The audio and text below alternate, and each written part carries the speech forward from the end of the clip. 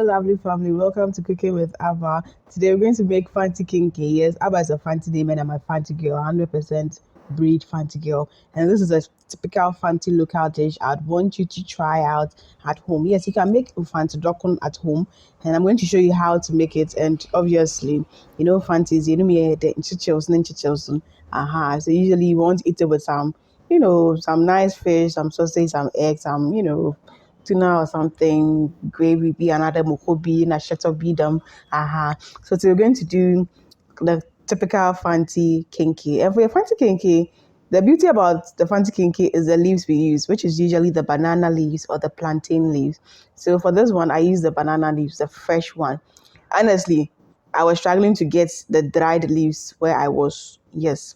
And where we were, by the time the leaves dry, then Ponchi would either chew it, the goats would either chew it, or the air makes it tear up. So I realized that I can just dry my own leaves. So yes, I had to invest time into drying my own leaves. So I just cut the leaves and then I dry it up. Yes, usually one day can dry it. The sun here is always strong enough.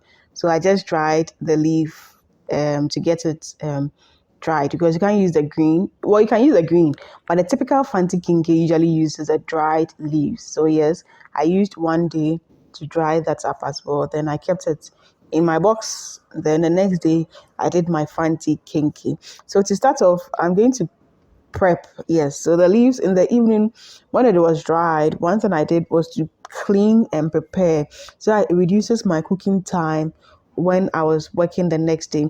So I made salt water solution, then with my napkin I just dip it in and then I use it to clean the leaves. Yes, because the leaves are exposed. I took them from outside. You realize I didn't wash it before I dried, because when you wash before you dry, honestly, it makes the drying process a bit longer and it can easily tear.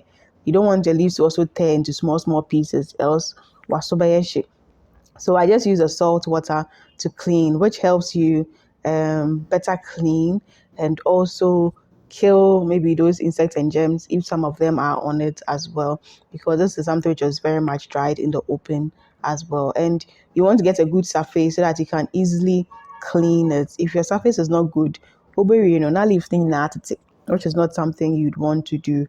So yes, I just clean it up. And like I said, you can use the fresh leaves. Yes, I think there's one video on that I'll share as well if you want to use the fresh leaves as well. And Fante Kenkey, Ga Kenkey, there's not really so much difference. The only difference is usually with the Fante Kenkey, the leaves we use is the banana, and the Ga Kenkey, they use more of the corn husk instead.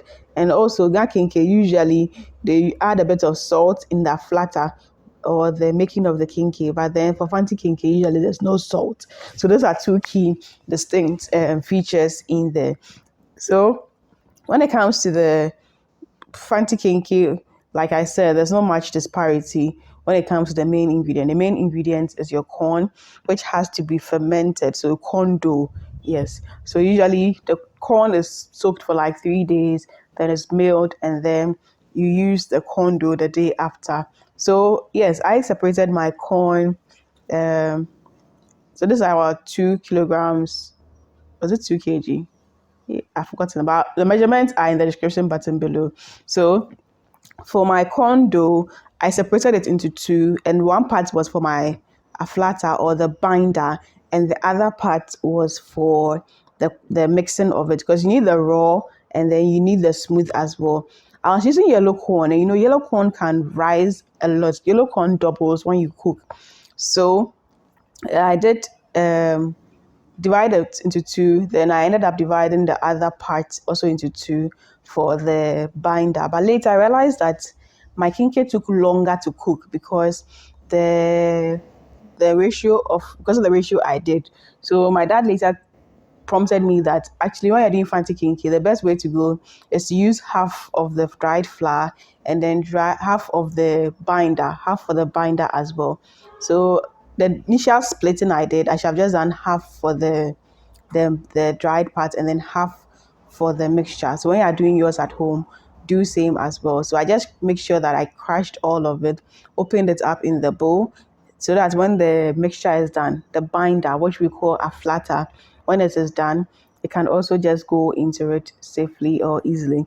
So For that one, like I said, if it was Fante Kenkey, I would have added some salt. But because it's Fante Kenkey, you don't need to add any salt.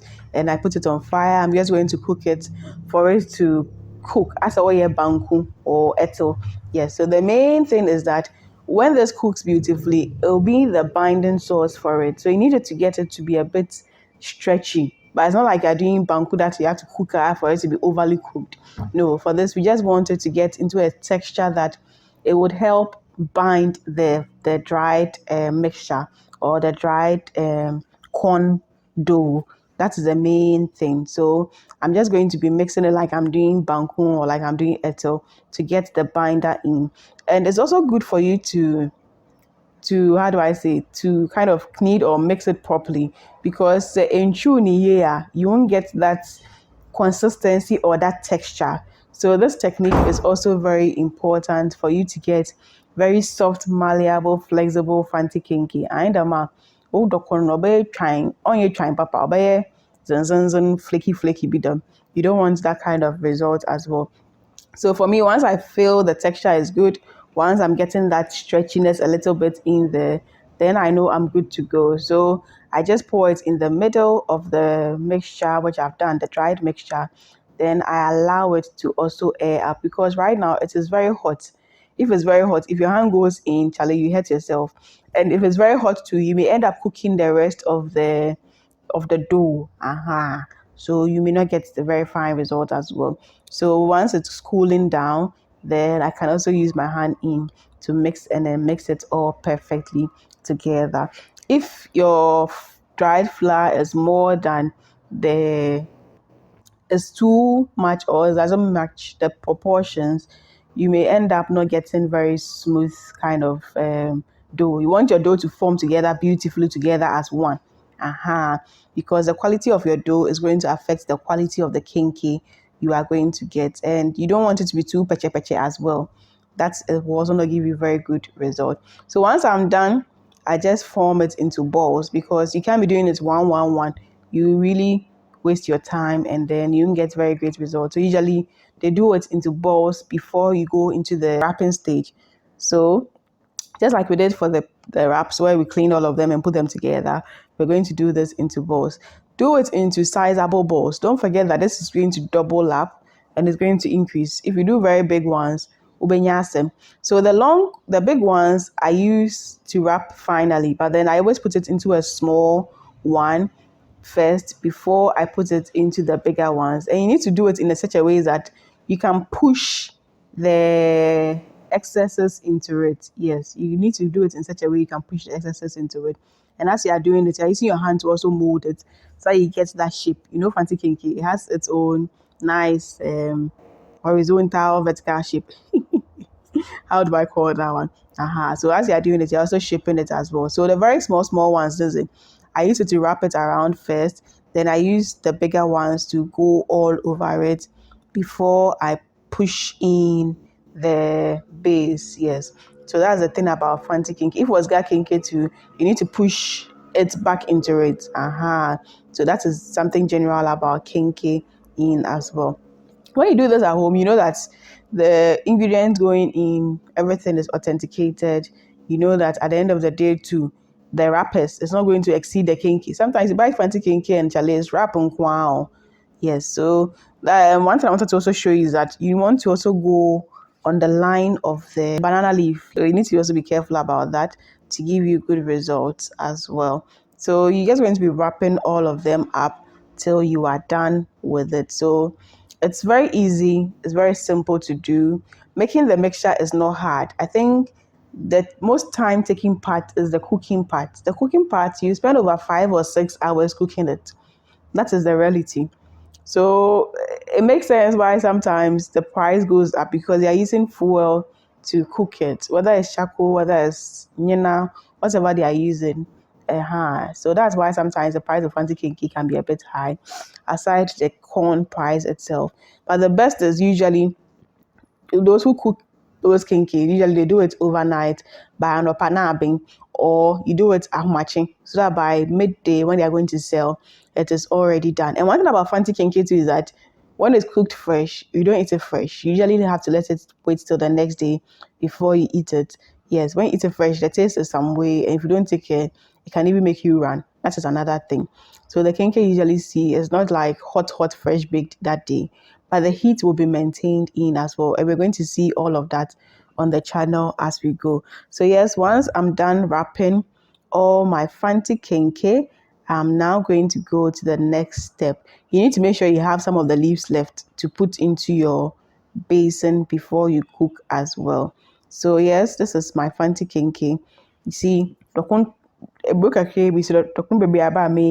so sometimes, yes, when you cook it in the house, you're able to also get a quantity you can store and eat for a long time. So yes, you need to get some of the banana leaf in the that is saying the cordon is the best to cook it in. That is saying is the best to cook it in because it retains more of the heat and then it's kind of helps with the cooking. Unlike your normal saucepan, it can easily burn inside. So I use the charcoal because I told you this is going to take a very long time to cook, and you don't want to use your gas, oversound gas and temp. So those who even cook it use firewood. Yes, but if you don't have, you can just use your gas. It's going to work. And I'm going to pour water in for it to come to the top. Then I'm going to let it cook. I place some extra leaves on it to also help retain the heat in. And you just have to let it cook. As the water goes down as you're cooking, you'd have to add in water. So usually about every 1.5 hour or 1 hour, you'd have to check because for this one, you realize I've really loaded it because it's the heat that also cooks it, not the water. Too much water will not give you too much result. So as it's going down, I'll just be adding water. Usually every hour, you have to check if the water is too down, you'd have to add it in. Fante Kenkey takes a long time to cook. That is a reality. You need a minimum of about 5 hours of cook time. If you don't do it well, you won't get good results. Yes, you may get very flaky kenkey, or the kenkey will not be like, how do I say, properly cooked. Yes. And one trick is that you can't really overcook kenkey. Kenkey, dear, you can't overcook it because if you want a peche in the cook time, when you put it down, it's going to what? Firm up. That is the thing. So when I cooked it, this was about 4 hours after cooking. When I checked, I realized that yes, it was soft and the inside was cooked. So I kind of didn't bother to. I started taking it out to yes. So when I realized it was fair enough, I just let it how do you call it, the water drain. I didn't add any extra water. Then I let it cool down. Then I was transferring it to my rack so that the water drips off because if the water is around it, it can easily make it go how do you call it, moldy, which will not help you. So for your Fante Kenkey, you need to dry it out once it's done to for you to be able to have it last for long, maybe a week or two outside, and you can even do like 3 weeks or 1 month in the refrigerator as well. Freezing Fante Kenkey, it doesn't work because when you freeze, it's going to flake up. And like I said, the leaves help you not to burn your kenkey. If it wasn't for the leaves, my kenkey would have gone bent because sometimes you lose track of it and before you realize the water is gone down. So you can also decide to recook it. Honestly, if you realize that it's not too soft like you'd like it, yes. But if it's okay, then you go with the flow and you go. And like I said, fresh kenkey doesn't taste like the ones you buy on the street. Fresh kenkey has some interesting taste because around that time, the leaf is all yellow inside. And so it tastes some way, honestly. And yet, so gaga like that. So usually the fresh kenkey, they don't sell it out. Usually they let it sit for the next day before they sell it out. That's the reality on the ground. So I just use my scrap to just clean my dad is saying, and because I wanted it to get a little bit extra soft, I ended up recooking it. Yes, and you can even decide to warm your kenkey in the same way. If you want to warm your Fante Kenkey, the best is to put your leaves in, put your kenkey in, pour some water in, and then let your kenkey cook as well. So that's the thing about Fante Kenkeys as well. If it's not well done, don't feel bad. Put it back and let it go onto the fire and let it continue cooking. You can use warm water, you can use hot water, you will still get results. But I needed it to go fast, so I used hot water. Then I recooked it. It's better to cook and get it very well done to rush the process. So that's why I'm saying that for kenkey, honestly, 5 hours, 6 hours is the best. if you can cook it overnight, is the best. So those who usually cook it, they use a bake that is saying and they cook it overnight. So once I was done, the kinky was then done. Yes, I just showing you how to save your kinky. Yes, so sometimes you want to do mashke and those ones later. You can just remove the wrap of your kinky and then you can put it into your Ziploc. This is the next day after I made it. Yes, so this ones I keep in the fridge for mashke and those ones. And sometimes you can even keep your kinky in the fridge like this. When you are ready, you can boil water and then put it in and let it cook over it for some few minutes. You get your kinky very hot, and it's the healthy way to warm your kinky. Or you can slice it up and put it into your microwave, and you still get your kinky fresh and soft. So Fante Kenkey deɛ ne yɛ nyɛ den koraa. You realize from here, but you always have to appreciate those who really do it because it takes a lot of time in there and it takes a while to master the technique of mixing the dough and also wrapping it as well. The second day, honestly, it tastes good. You feel the Fante Kenkey vibe, and as it takes long to, you feel the vibe properly. So this, like I said, you can keep in the fridge. Don't try freezing your kinky because when you freeze your kinky, it's always something else. Yes, so don't try freezing your kinky. You're going to flake it out. And typically, this is how you want to enjoy your kinky as well. Yes, your fresh Fante Kenkey, you want to enjoy it with your pepper sauce, whether fresh pepper sauce or your gravy or your green pepper sauce, your shito, your proteins, and how you'd want to enjoy it. So, till I see you in the next food video, do live life to the fullest, be joyous, be merry. Lots of love for my team and I. See you in our next food video. Mwah.